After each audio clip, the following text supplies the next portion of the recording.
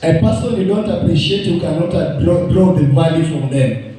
It means the sense of value determines the flow of virtue. What is in a person will come to you when you honor them. So can we honor him one more time? Let's also appreciate the resident pastor, Pastor William Behanda, as he comes to deliver the message. Let's appreciate him. Let's appreciate the host of you.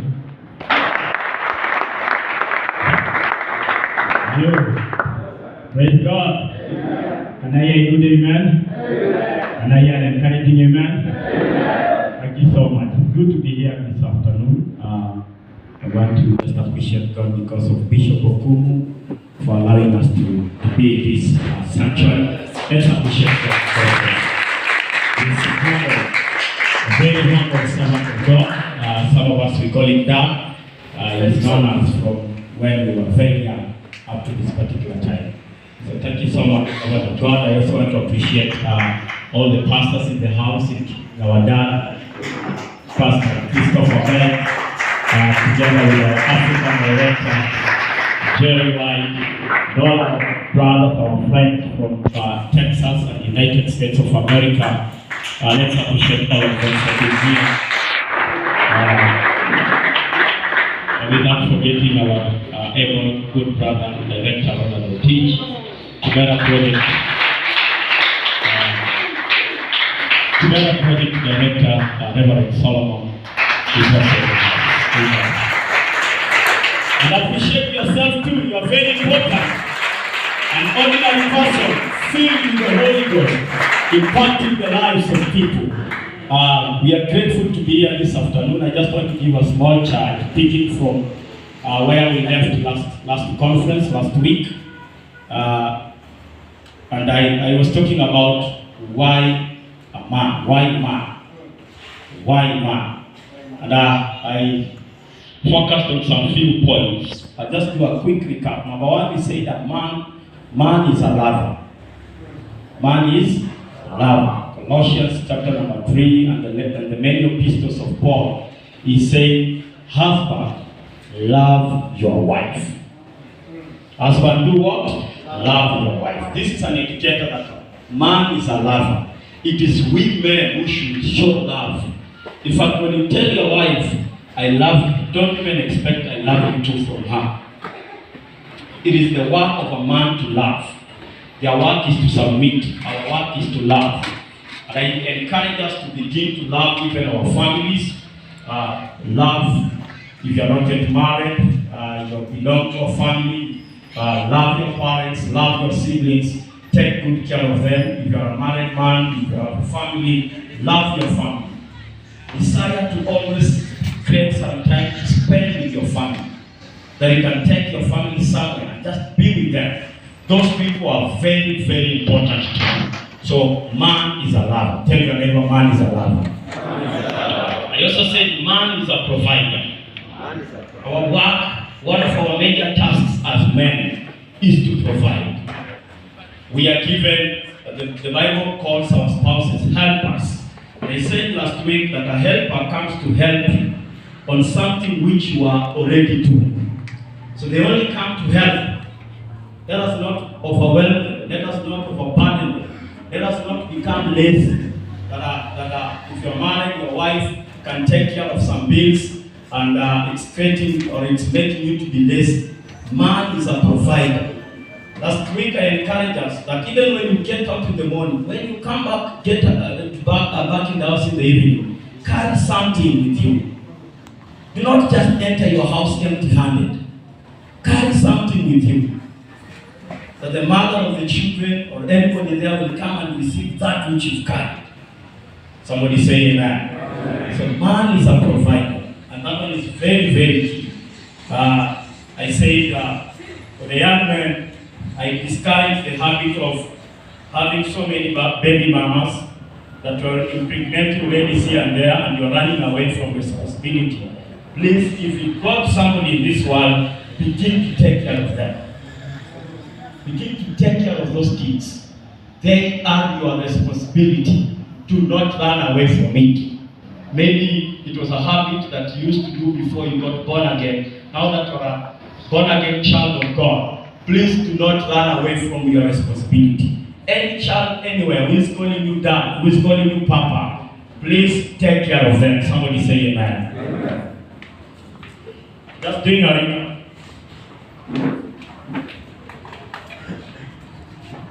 Last week we talked about man being a leader.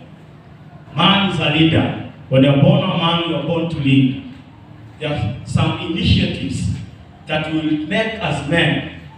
You know, even sometimes in our homes, for those who have wives, they are there, they're sitting there waiting for you. They're waiting for your direction. They're waiting for your guidance. And so as a man, you need to lead. And leading, Paul is encouraging Timothy that do not, for the young men, for the youth in the house this afternoon, do not let anybody look down upon your youth. But again, Paul is telling Timothy, but for you, Timothy, be an example. Somebody say amen. Yes, you may not want people to despise your youth, but what are you doing for people to admire? What are you doing for people to follow? What are you doing for people to say, yes, I want to be associated with so and so? So men, we need to begin to lead by example. Lead by example. In the house, I've been brought up with a very strict father that and even right now when I visit his home, every night, if you're spending the night there, before going to bed, we'll have what we call family fellowship.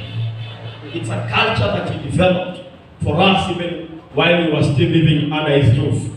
That every night, all of his children, right now, we've given him grandchildren. So during our school holidays, like now, we have our children going to visit him. But before they go to sleep at night, they'll have all of them seated together and some few minutes of worship.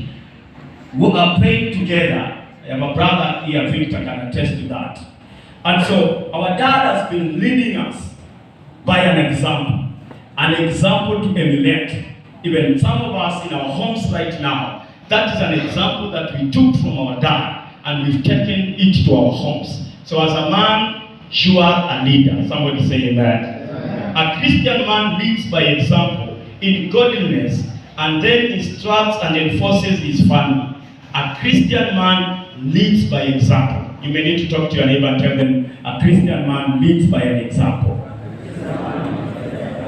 Yes. And people are looking upon you. So today, let's speak from, I think the last thing we talked about last Sunday is man is a teacher, a leader and a teacher. The man is the primary teacher of the children, regardless of what anyone says. Ephesians chapter number 6, verses 4. Paul is instructing parents and fathers to love their children and bring them up in the ways of the Lord. So a man is a teacher. And you know the famous book in Deuteronomy chapter number 6. Hear thee, O Israel, verses 4. The Lord your God is one. You shall not have any other God apart from him. And he continues by saying, and these things take them to your children, instruct them. When you go to the format of the Torah, men were the ones who were appearing at the tent of the meeting. Men were the ones who are being given the Torah, the law. And it was upon every man to take the law to their children, to take the law to their families. And so today, if we see a family, especially people who are still under your roof, going astray, we will begin to look at you. We will begin to ask ourselves, what are you teaching? What are these behavioral aspects that you are teaching that you are taking care of instructing your families? In today's generation, in today's world, I don't know much about outside the world, but in the format of Kenya, and especially Nairobi, we have become so busy to an extent that we don't want to spend time to teach our families. Then we say our children are going to school, the teachers will take care of that. Listen, the primary teacher of the family is you as a man. Somebody say amen. Do not hand over your responsibilities to other people. Don't Sit down with them, create time with them. In your busy schedule, your family should be included in that busy schedule. That as a man, you are a teacher. If you have sisters, you are a teacher to them. Instruct them. And today we want to pick from there and continue by giving 2-3 more points. The next point is, man is a protector. Somebody say amen. This may not be a very good example, but all of us right now know what is happening between Russia and Ukraine. Of course, it's already creating tensions here and there. At some point, I was just praying to God concerning the trip of Brother Chris and the team. When I could hear the president talk, as if they also want to join the war. And Putin is there saying and warning everyone, if you dare enter into this war, there are consequences. We are all praying for that, for the peace to prevail. But even in the war, in what is happening right now, who are the people who are at forefront? Who are the people that will see fighting? They are men. Hello? Because a man is a protector. We took filters to Champole, somewhere in Magadi, Masailand, and we were being told of the warriors who don't sleep at night. They are there, ready to guide, ready to take care, ready to protect their families, ready to protect the flocks that they have. They are there, the warriors. They are men. And so a man goes to war to protect the nation. In the Old Testament, reading Deuteronomy chapter number 24, verses 5, only men who were married, newly married, were not allowed to go to war. Because, of course, they were in honeymoon. You cannot take someone in honeymoon and take him to war.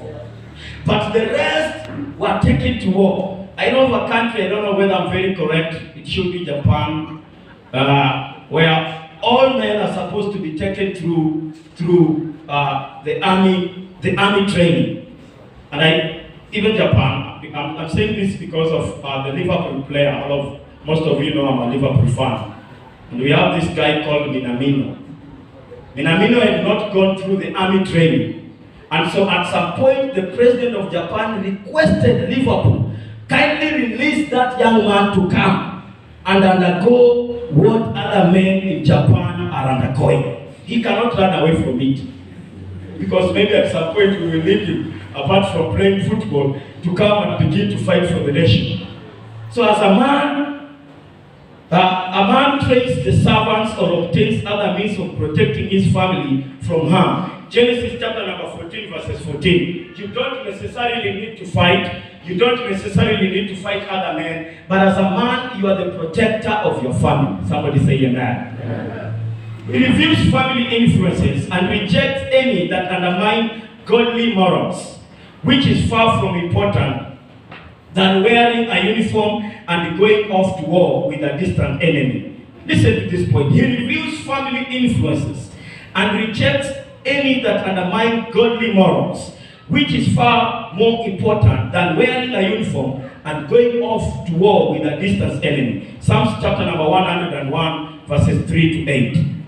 He will not allow sons or daughters to get emotionally involved with unbelievers or fools. For as the head of the family, he knows and heads evil men and women. Chapter number 2, verses 10. If you're writing, you can write 1 Corinthians chapter number 15, verses 33.